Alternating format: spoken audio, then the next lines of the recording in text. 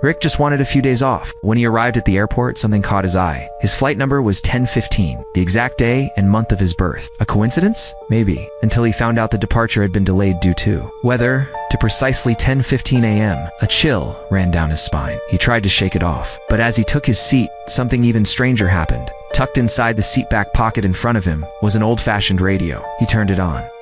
A voice on the broadcast was reporting a plane crash and mentioned Flight 1015 specifically. According to the narrator, shortly after takeoff, there would be a heavy storm, and 1 hour later, the plane would lose contact with air traffic control. Rick assumed it was some kind of prank, but right after takeoff, it started to rain. The next part of the message said the plane would be struck by a bird. Impossible, Rick thought. They were flying at tens of thousands of feet. Then, a loud boom shook the entire aircraft. Something had hit the engine. Rick froze. Could all of this be real? Panicking, he ran to the bathroom to calm himself down. When he returned, the flight seemed normal again, but the tension in the air was undeniable. He called over a flight attendant and asked if the plane had hit a bird. She said no, and gently advised him to rest. But just as she left, a man seated behind him leaned forward. "Name's Mike. I used to be a pilot, and yes, we were hit." Rick's eyes widened. Mike explained that the crew would never admit it. Would cause panic?